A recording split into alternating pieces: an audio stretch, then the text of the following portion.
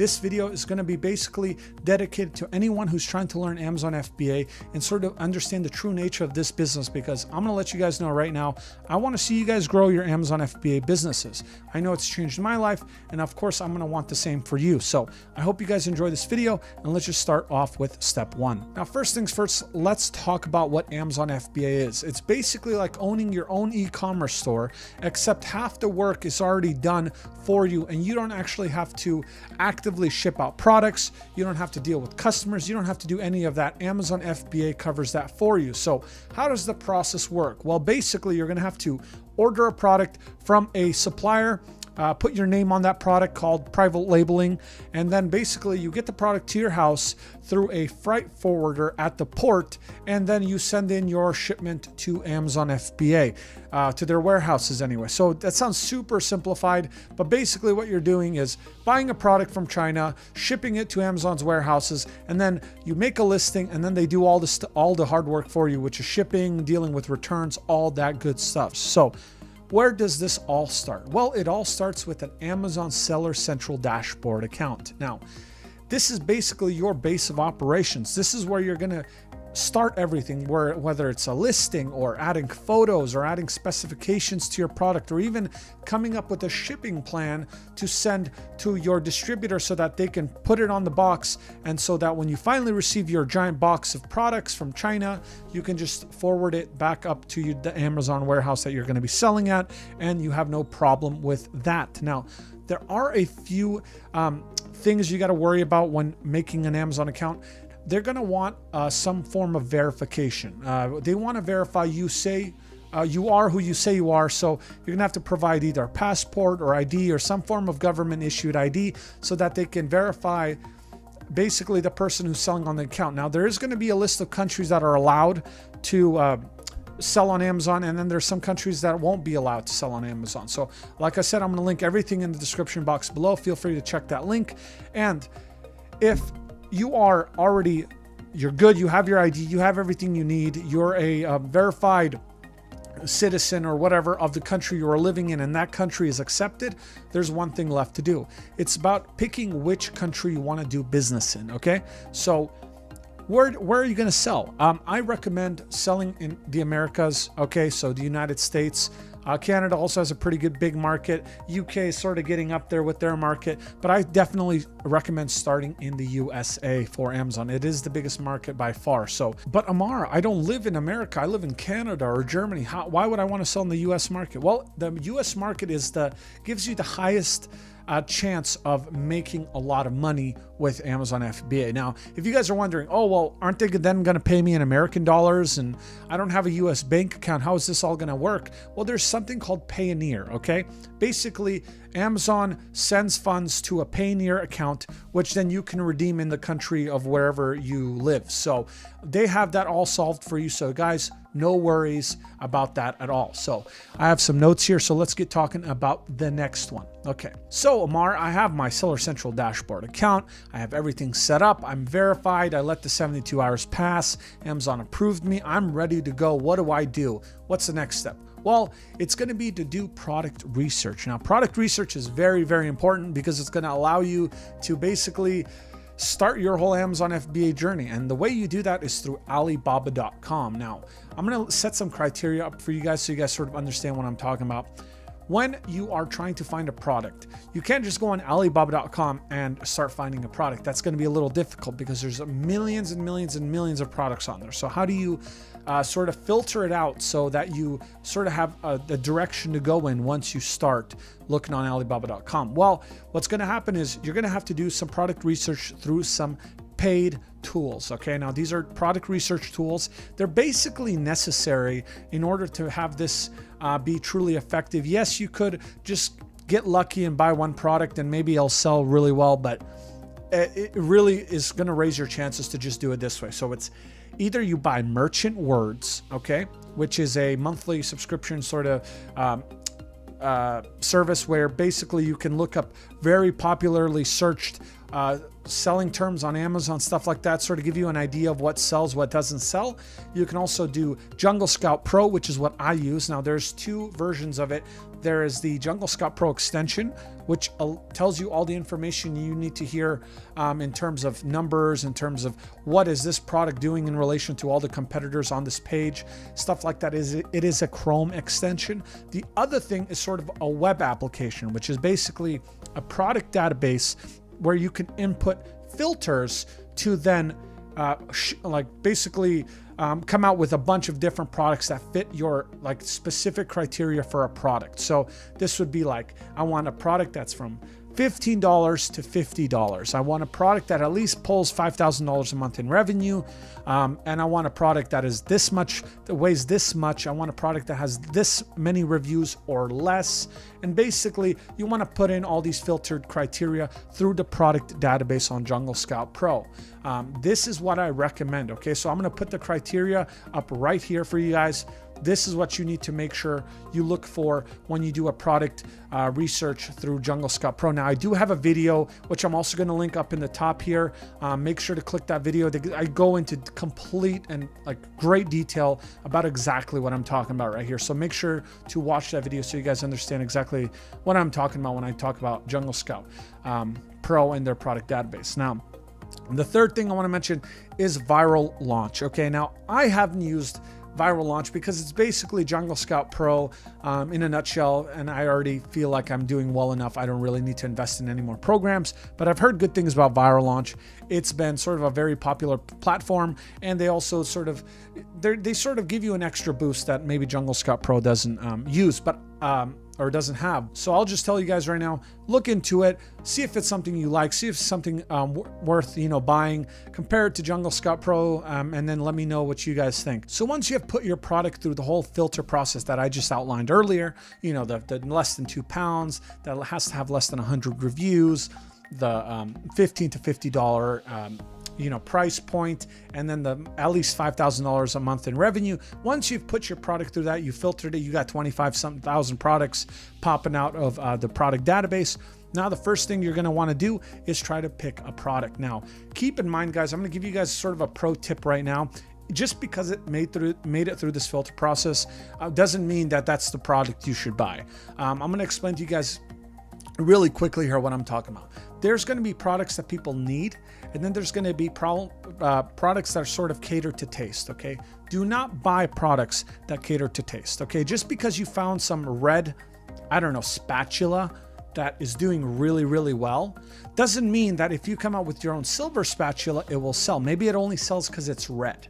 Okay, so try to pick products that don't cater to taste as much as necessity. Okay, I need a battery charger. I don't really care if a battery charger is black, white, or gray, but if I buy a spatula, well, it's in my kitchen, I might want it to be a nice looking spatula, right? So just keep in mind, do not add in taste to this equation. So just keep in mind, just because someone is selling a red spatula doesn't mean that it's going to be the product for you. So once you're caught up to all these steps, which is setting up your Seller Central account, you've found a product through JungleScout, you've understood the difference between necessity and taste, you are now ready to search for a supplier, for a product manufacturer. Basically, they're going to be building your product. Now, how do you do this? Well, you got to go to Alibaba.com. Now, there are alternative websites such as AliExpress, but the margins aren't as good on that website. So definitely stick with Alibaba.com. But luckily for you guys, I'm going to simplify what is normally a very, very difficult process, which is trying to find a good supplier. So right here, I'm going to put up basically the criteria for finding a good supplier. Now, doesn't matter what you're searching for, whether it's wireless chargers, red spatulas, or whatever. I'm going to let you guys know that you want at least a 2.5 diamond sort of transaction level. Okay, you want at least 2.5 diamonds. And then you're going to want at least like a 75% response rate, okay, which basically means they respond often and on time to most people that message them. And then you're going to want at least a few thousands of dollars in business in the last 6 months. Now, there are other tags like, oh, is this a gold supplier? Have they had a third-party inspection? And while some of that stuff is important, I don't really truly look at it because I've missed out on some great products because I was being too nitpicky about listings missing a gold supplier or about not having third-party inspections. So now I'm sort of more open to all of the different, suppliers, as long as they have good transaction levels, good response rates, and they've sold a bunch of products in the last 6 months. So now you're ready to break the ice. You're ready to send the supplier a message. They've met all your criteria. The product is good. Everything's all set up correctly. Now you're ready to basically start asking questions. Okay. Now these are very important questions, and I'll let you guys know what those are here shortly. Also keep in mind, I'm going to link just a normal Google document down below where it's going to sort of outline everything you need to ask. So make sure to, check that out. Just the Google document, no sign up, nothing like that. But what are you going to ask? You're going to talk to them like this. You're going to be like, hi, my name is John Smith. I'm from Chicago. I run a company out here, and I'm looking to expand my product range of electronics, kitchenware, kitchen goods. I'm very interested in adding your product to our product line. I only have a few questions to ask. So this is where you're going to start asking all the good questions. How many units minimum can I order for a shipment from you? You're going to ask, what is the turnaround time on me ordering today to when I'll receive my product? Okay. Do you offer customizability options? Will you make it red? Will you make it white? Will you make it green with black stripes through it? Basically, can I change it to exactly how I want it to be so that I don't have a cookie cutter product that's going to look like everyone else's on the Amazon FBA market? If they say yes to this, you now have one foot in the door. So what's the next step? You're going to wait for their response. Once they give you the response you're looking for, you're going to now ask for a sample. Okay. So you're going to basically ask for a sample. Most suppliers will give you free samples. They just ask that you pay for shipping. So Air DHL Express is about $30 to $45, depending on where in the US you are or wherever you're going to be. So just keep that in mind, that they're going to obviously want you to pay for the shipping at least. Make sure that you ask them in the second message, which I'll also give a template down below. Basically how to break the ice another time. Basically saying, I am super serious. Let me request a sample. Let me look at your product. Let me see what is so special about it. Once you've received your sample shipment from your supplier, which is going to probably take a week, you're then now ready to sort of do a little bit of a stress test. You're going to check your product. You're going to sort of maybe drop it a few times. If it's like a battery charger or something like that, you're going to see if it still works. You're going to want to obviously check the quality. Is the plastic smooth? Does it have like really sharp edges on the side? Can it maybe cut someone? Is it going to last? Does it charge quickly as they say it should charge? Stuff like that. You can sort of put it through like a torture test in a way. And then if it passes all that, start using it sort of in your day-to-day sort of, day-to-day operations. Try it out, whether it's a kitchen good or a battery or something like that. Feel free to try it out.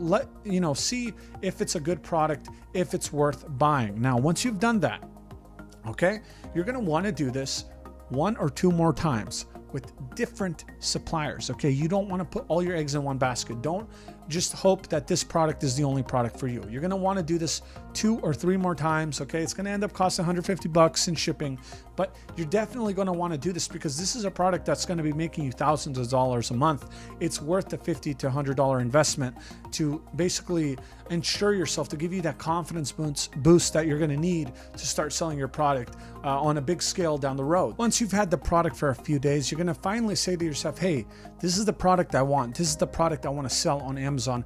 How do I make my first order? How do I ask for 500 units from the supplier? And what are the first steps I need to take with this situation? Now, keep in mind, guys, this is a very scary point in time for just about any fresh Amazon FBA seller. This is basically where there's like a sort of do or die moment where you're going to have to just sort of commit to this or just give up on it entirely. And believe me, I've been there, guys. It's a tough sort of situation to put yourself in.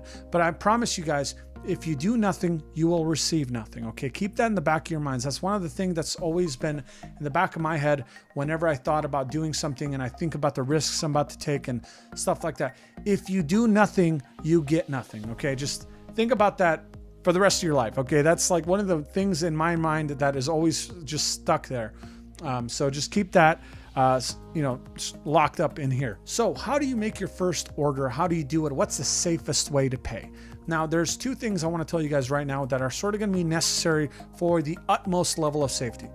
Paying with a credit card and using escrow. Okay, so paying with a credit card is super, super efficient, not only because it'll most likely just let you run the, as long as you have to tell your bank in advance though that you're gonna do this. Otherwise they may flag your credit card when you try to purchase something for $2,000. So make sure to let your bank know that you're gonna go through with this. That way they allow China basically to run your credit card for $2,000. So once you do this, you are ready to basically purchase the product. But how do you stay safe through this whole process? Well, there's a thing called escrow. Okay, not every supplier offers this, but basically it allows you to put 50% up front, okay, and then the other 50% when you receive your product. Now, this, of course, if they just take your 50% and run with it, you now have sort of two safety nets. Okay, first, you didn't spend your other 50% of money and they didn't run away with that. And then the second thing is now you have a credit card investigation that you can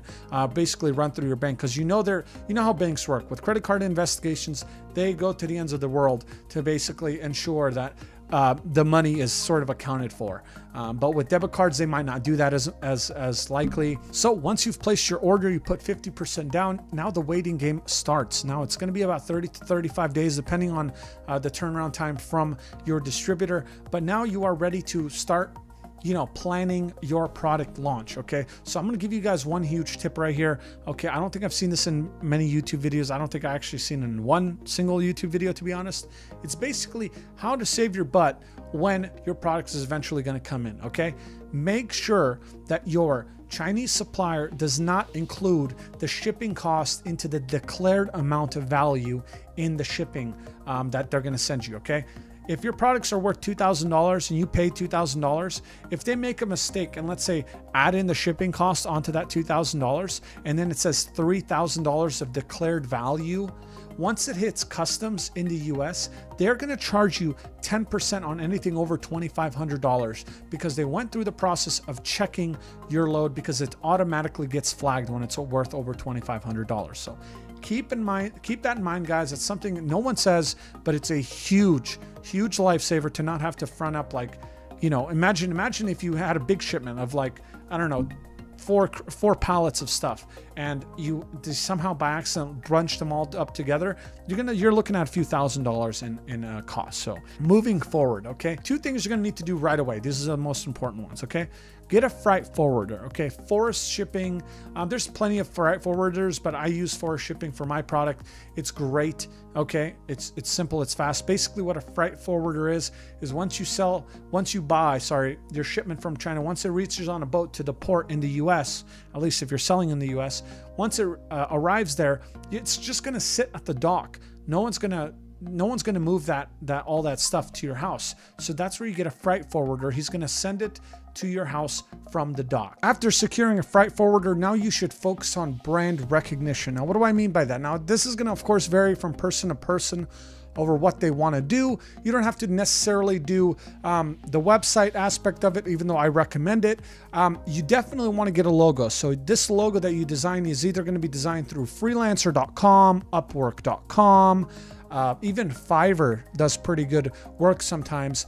And what you want to do is basically make sure that your logo fits the category of the item you're selling. So if, like, for example, battery chargers, since we've brought it up so many times, you'd want to do something with like a lightning bolt, or maybe, I don't know, a picture of batteries, something like that. So make sure that your logo speaks to the consumer and tells the consumer that, hey, we take this seriously. We're selling the product that is associated with whatever. You don't want it to just be a general product like logo, because then it won't really, I don't know, it doesn't give you really good brand recognition, right? And then the second thing being websites. Now, I've talked about websites before on my channel. Websites are incredibly helpful for me personally. And the way you do that is go through WordPress. Okay, so you download a WordPress theme. Okay, and this is sort of just like a page that shows off your warranty. It shows off your products. You just have really nice WordPress themes, not too many words, but a lot of pictures, basically just showing how serious of a company you are. So it helps to just have a website for, like I said before, brand recognition. How do you make a product listing? Now, this sounds simple, but it's actually sort of complicating because there's a bunch of different things you got to do here. You got to get a UPC number. Okay, now what is a UPC number? That is a universal product code. And before anyone jumps on this, I'll tell you guys right now that most UPC codes off like good websites like speedybarcodes.com, productupccodes.com, if I remember correctly. I think that's what it's called. Most of them are legit. I mean, they'll charge you like 10 or 15 bucks for 2 codes. They're legit, okay? Now, if you go on eBay and you look for 500 UPC codes for like 10 bucks, that's a scam. You're going to get your account maybe suspended because they're just spoofed. They're copied over and over and over again, okay? But I mean, first of all, Amazon will let you know if it's spoofed, because as soon as you put it into the product, as soon as you're making your first listing, it will tell you if it's linked to another product. So don't lose your money over this. Don't get scammed. Okay. Don't buy off eBay. Buy off sort of reputable companies that sell UPC codes. You do not need to buy from GS1. They are extremely expensive. Okay. Extremely expensive. Don't even sweat it. Don't do GS1. Once you have your UPC code, you're ready to make a product listing. So you go into your Seller Central dashboard account, you go into your listing, you go create new listing. It's going to be in the top left. Make a new listing.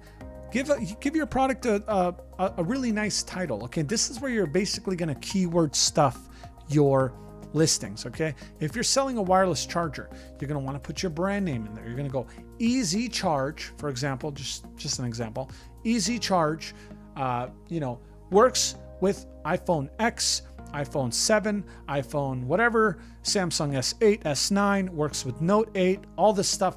You want to basically keyword stuff your your listings. Now I'm going to go over that in a future video. I haven't made a video on that yet, on how to really optimize your listing, but definitely keep that, keep a lookout for that in the future.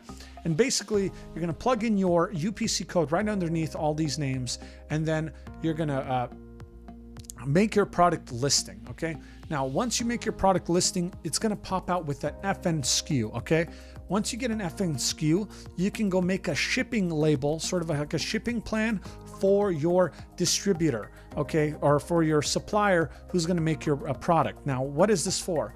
This is basically a PDF you send your supplier, okay, a shipping plan, so that he can put it on the box, okay, on the box that he's shipping out. And then that way, when you receive it at your house, okay, you can instantly just send it off to an Amazon warehouse, because it'll have your name on it, it'll have your FN SKU number on it, it'll have your UPC number, all the goods, all the information that Amazon warehouses need to accept your product. They're all going to do over there in the Chinese factory, where they're going to just basically put it on your box. Okay, so make sure you send a shipping plan to your supplier so that they can do this for you and sort of cut some hassle out. You can do it when you get the product to your house, but you want to just solve this problem early on. So you have your UPC code, you have your FN SKU, you have your product listed, you have a freight forwarder ready to pick up the shipment, send it to your house. The only really thing left here is to do your product launch. Now, this is sort of an aspect where I could make this video 5 more hours longer than it should be by talking to you guys about all this. But basically what you want to do is you want to engage your audience in getting your first few reviews. Okay, you can do giveaways. You can short sell your product, basically make it super, super cheap, make zero money on the profit. You can do so many different ways. You can do pay-per-click strategies, which I, of course, will recommend. Pay-per-click giveaways and just using launch software like Feedback Genius or ViralLaunch promos, stuff like that. You can use products like that to basically sell your product sort of at maybe a loss in order for you to get reviews, which is what Feedback Genius, for example, is about. It basically, once someone orders your product, they're basically going to get messaged by this thing called Feedback Genius, which is going to be like, hey, it's been a few days since you've received this product. Hope you like it. If you feel free, leave us a review and we'll really appreciate it. That way you can start building up your reviews, because what's going to be selling your product is going to be sales numbers. Okay, sales numbers dictates bestseller rank, and bestseller rank dictates where you're going to be on the page organically. Okay, so if you do a lot of pay-per-click, aggressive pay-per-click, you're going to be on the first page not only as a sponsored listing, you're going to be on the first page because you're matching what everyone else on the first page is doing in terms of sales. But don't depend on pay-per-click, because it is very expensive if you let it get too crazy. Believe me, I would know, because I have Google AdWords with my cleaning company, and when I was doing it, I was blowing through thousands of dollars every month, which then would only pay off down the road. So it's sort of risky and scary. So what you want to do is giveaways, and you want to like give away products and stuff like that, asking for reviews. Now, one thing to keep in mind, guys, you cannot do this with friends and family, okay? Can't sell it to your cousin, can't sell it to your mom or your sister for some stupid cheap number and then ask for reviews. If Amazon ever catches wind of that, they're gonna suspend your account and you're sort of in trouble. Okay, so avoid friends and family. Okay, of course you can ask random people to do this, but you know, just stay away from that kind of mentality and just don't even think about it. Okay, so I think that covers about everything. So I hope this really helped you guys out in understanding what Amazon FBA is about and how it works. If you guys have any questions, feel free to ask. I'm here for you guys. I'm here to help you guys grow with your Amazon FBA journeys. So thank you so much for watching this video. Feel free to like, subscribe, leave a comment, all that good stuff. And thanks for watching.